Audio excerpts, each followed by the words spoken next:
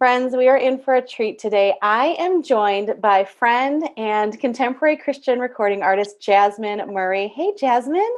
Hey girl, how Are are you you? ready? You ready to talk about being fearless? Yes, I feel like Well, I've had a lot of practice. you have had a lot of practice, and that's why when I thought of this topic, I knew you had to be the woman in her 20s that talked about this with me. For people that might not know you or a little bit of your journey, can you just give us a little glimpse into what you've been doing the past few years and what, from a career perspective, but then also from a personal perspective? And then I've got some really big questions for you as we talk about this. Yeah, sure. So, I'm originally from Columbus, Mississippi, and I moved to Nashville about 4 years ago now, to basically start my journey in contemporary Christian music as a singer, as a songwriter, as an artist. And so, the past few years have been so incredible. I released my first album about a year and a half ago, 2 years, and Congratulations, by the way. It's thank fabulous. you. Thank you. Yeah, totally like insane, to just Yeah. be able to even say that. So did that and started touring. I have opened up for a few different artists, Mhm. Mandisa and Danny Goki and all those guys. And so I feel like these past few years have just been pretty much just diving into my career and Yeah. into my ministry and being able to be on the road and just continue to grow as an artist. And so it's been so fun. It's been a really, really awesome journey just to kind of, get to experience this firsthand and to just completely dive in. So I am excited and loving it. Right now I'm working on sync music, so songs that will be pitched to commercials and Hmm. TV shows and things like that. And then on the other end of the spectrum, I'm dabbling a little bit in skincare and cosmetics with Mary Kay, and then a little bit of social media influencer Yeah. things. So So you've got a lot going on. And yeah. you came on the scene. I mean, you have some really different things in your background. You were part of American Idol Mhm. several years ago. Yes, feels You- like forever. Feels like you were in the pageant world. I don't even want to say like I was because you were far far beyond what I did. But you really have these different experiences, and yet when you came to Nashville, you moved here on your own. You were successful by any stretch of the imagination in different categories, and yet tell me what that was like once you had that success. Especially, I know it's been hard for people that have been on Idol. I've heard a lot of things where it's like you're in this world and you're on TV, and then all of a sudden it's like, oh, now I've got to do this on my own. How did you rectify those two worlds and experiences? Mm, that's good.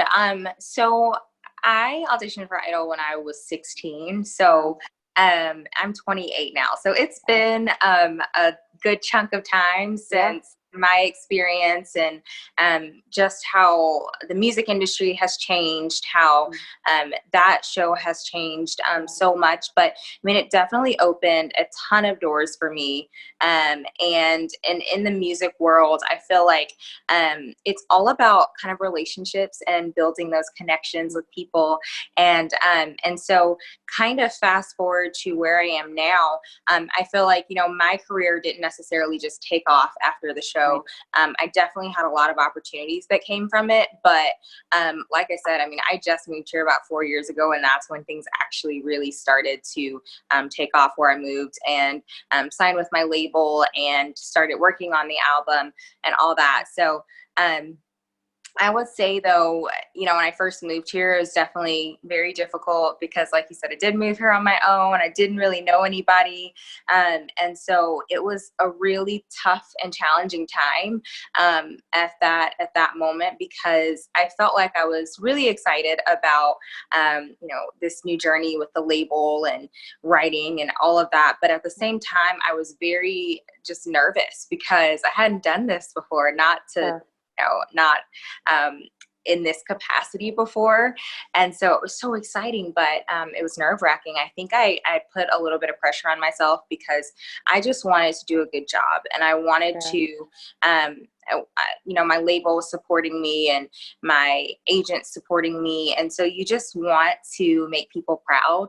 And so I think I had put a little bit of pressure on myself because I was just going through all these scenarios in my head. I'm like, oh, what if they don't like the songs? Or what if, what if I'm not as good as they thought I was going to be? Or what if they invest all this money and time and it's just not, what they thought they were getting. And so I think at that point, I was beginning to really experience a lot of the anxiety, a lot of the depression, a lot of just all those different feelings. And I was starting to feel it before I moved here.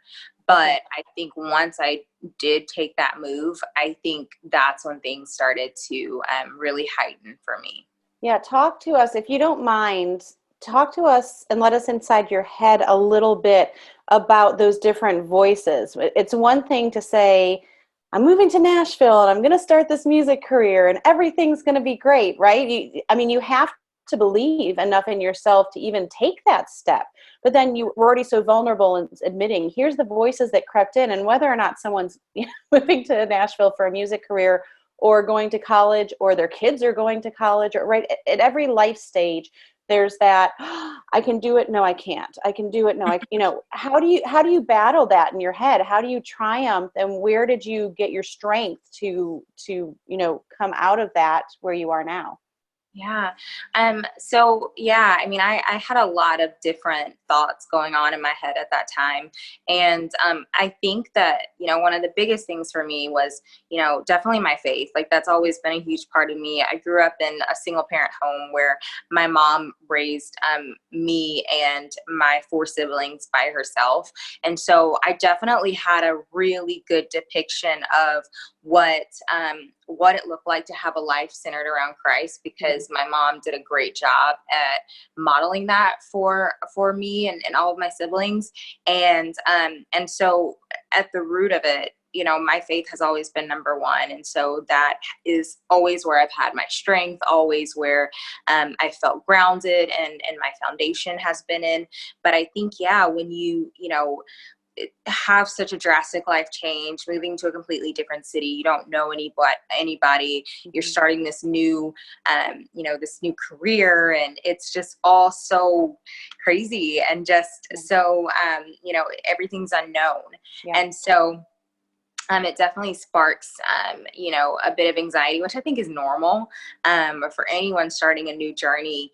But I think within that, I had to learn over time how to, what my triggers were, I think, because for me, it was starting to get to a point where I was having really bad panic attacks, and I was starting to kind of withdraw from people. I was starting to, even from my family, those closest to me, and they were sensing that something was wrong. And then me being here, I think they were all starting to get worried because they could just tell I was in a different headspace at that time. And while I was here, I just started doing school online because I was finishing courses through Mississippi State online. And so that was another thing that was kind of hard for me, just balancing that and being an artist and doing that full time. So I think I really had to say, okay, what are my triggers, but then also how can I channel this energy into something positive, and of course for me, that was songwriting. So when I was going into these writing sessions every single day, it was actually kind of like therapy for me, because I was sitting down and talking about, what I was going through, what those thoughts were for me. And then we would put it into a song. And, that was also scary because most of these writing sessions were with people I'd never met before, and they didn't know me at all. But here I am just kind of spilling my guts out of course. To and I love strangers. I love that you say that too, because I teach a public speaking course and we talk about positive nervousness. Everyone gets nerves. Adele says she still throws up before almost every show. It's just even these people that we see all the time are nervous. And I tell my students, that doesn't mean anything's wrong with you. It means you care. Because if Yeah. you didn't care, you wouldn't, right? You wouldn't have those butterflies and you wouldn't have that dry throat. And it's just, what do you do with that? And so I love that you address that. I mean, you actually channeled that into a song called Fearless. I mean, Yes. how did that song come about? I know, which is so crazy. But so when the day we wrote that song, I had a panic attack in my car on my way to the writing session. And at that point, it was still kind of new for me. But at that point, I had actually started going. I went to see a doctor because I just realized, okay, this is really kind of controlling my life a little bit, the anxiety and the depression side of it. So I went to go see a doctor. I was seeing a therapist and getting that counseling as well. So I was learning how to manage it, but it was still fairly new for me. So in that moment, having that panic attack, I just had to kind of sit in my car for a little bit and just kind of, do the breathing exercises I had learned, and meditate and just kind of get myself together. And then I ended up walking into the room, sat down with these two writers, and, they're like, what do you want to write about today? And I was like, well, I kind of want to write about fear. I kind of, want to talk about that because a lot of people go through, seasons of fear and everybody's afraid of something. And I was being very general because I just was not, honestly, I felt embarrassed because of what I was going through. And so I didn't really want to share all of that. And eventually in that session, I ended up just starting to cry. And before I knew it, I was literally just sitting on the couch bawling like a little girl. And they're both, just okay, what's going on, And so I just kind of let it out and shared what I was going through, shared what I was walking through. And they just started praying with me and started lifting me up with scripture. And then we ended up, writing Fearless. And it's so cool to see something like that, a moment like that, where it's complete vulnerability. It's, you're in this place of just feeling so full of weight and so afraid and all the anxiousness and all those feelings. But in that moment, it was this pivotal moment for me because I felt like the Lord was just allowing me to have the freedom to share. And that was a really transformational time because it lifted, I think, some of that weight off of me. And then we came up with this beautiful song, and it was pretty much just I don't know, I think it was a very, very beautiful picture of how God can take something messy and turn it into something beautiful and turn into a testimony. Yeah, and powerful too. I think sometimes when we think of these things that hurt us, we, like you said, you can feel ashamed or want to hide it, instead not realize that you can draw strength from it. And I appreciate that you even not only just admitting those struggles, because so many of us have been through that. I remember the first time I had a panic attack, and I called a friend and I said, I think I need to go to the doctor. I think I'm having a heart attack. She goes, oh, honey, you're just having a panic attack. I'm like, oh, no, those don't exist. I don't believe in those. And just because no one really talks about it. And like you said, just even I've learned just laying flat on the ground so that you're forced to breathe from your stomach and your diaphragm rather than gasping for air. Just those little things. I'm like, how easy would this have been for someone to share with me? Yet we're so afraid of what people will think of us, much less going to therapy or going to a doctor. As Christians, sometimes I think, I don't know if you feel this way, there's this moniker of, well, because I'm a Christian, I just need to pray it away. And yes, you need to pray and surrender and submit, but that doesn't also mean that you can't get help for a time, even though I'm not a huge fan of, I don't go to medicine for my first, just the first thing.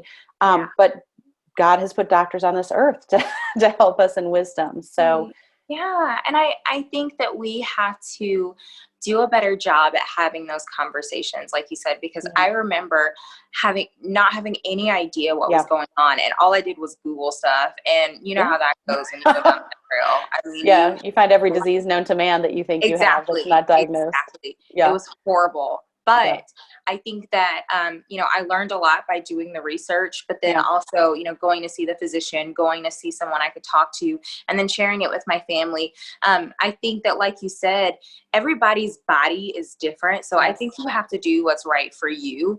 And whether that's medicine, whether that's exercise, whether that's just drinking chamomile tea every day. Yeah, it's just figuring it out. Yeah, you have to figure that out. But I think that it shows so much strength sometimes to just say, like, you're not okay. Yeah. And to just say, just own it and just stop pretending, because I think we can sometimes do a really great job at pretending because we are afraid of what people are going to say or think. And especially, I admit that as a Christian, I felt, like I said, embarrassed, and I felt like I can't share this with anyone because they'll think I'm crazy. And I felt very, very fearful of that. But when I started to have that conversation and just started to share that with people, I realized how much everyone else, like so many other people, were going through it, but they just need someone to start the conversation so that they feel like they're in a safe place to be able to share too. Absolutely. Well, I would be remiss if I didn't ask you what I ask everyone here on Generation Wisdom. What do you wish you could tell your younger self about being fearless, if you could go to young Jasmine? And then on the flip side of that, what do you hope to learn about being fearless as you age and grow in wisdom? Yeah. I think I would tell younger Jasmine, because I can remember, always having those feelings of being worried a lot. Like I never wanted to get in trouble. I never wanted to let anybody down. I always felt like, okay, I have to do a good job. And I feel like I tell her to, like, take it easy, like just calm down and realize you don't have to have it all together, because nobody has it all together. I think even at the age I am now, I don't have it all together, and life is a journey. It's about learning, and it's about being better than you were yesterday, focusing on that growth, not focusing on the things that you lack, but focusing on where your strengths lie and honing in on that and saying, okay, how can I do a better job in the areas where I'm actually doing a good job in, and still want to become a well-rounded person. And if there's things that you want to grow in, I think that's fine. But just not beating yourself up so much. Just realizing that it's okay to fail. It's okay to make mistakes, and that's life. But you are going to grow. You are not always going to be in the same position. You're going to see yourself go through all of these different chapters in your life, and it's going to be beautiful to see that growth. So I tell her to just calm down. That's good. That's good. And what do you hope to learn? If as we look ahead, what you're 28, like you said. What do you think is ahead in terms of still growing in bravery and courage in the Lord? Yeah, I think that the Lord has definitely brought me to a much better place. Like I'm definitely, super intentional still about my mental health and about being aware and even being more gracious for other people too. And just kind of checking on, people I'm close to, and just like kind of, I don't know. I feel like since that's something I've dealt with, I'm definitely more aware of it, and just want to make sure other people have someone that they feel like they can talk to, and so I want to grow in that area too. Mental health is something I'm passionate about, and so I want to make sure that people are more aware of it and understand it, and that we can just kind of separate that stigma from it, and especially as believers too. But also I really just hope to grow in wisdom. Life is about choices and making decisions, and those decisions alter your path. And so I always just try to consult the Lord before I make a decision. But I truly seek wisdom from him in everything that I do. And so I just want to continue to grow in that, to make the best decisions possible for not only me, but, for future generations to come, and just hope that somehow my life can impact others in a positive way. Jasmine Murray, you're a beautiful soul. Thank you for joining me on Generation Wisdom. We'll put links below where you can connect with Jasmine online, hear her music, all the beautiful things she's doing. Thank you for encouraging me and everyone else today. Absolutely. Thanks for having me. Yeah.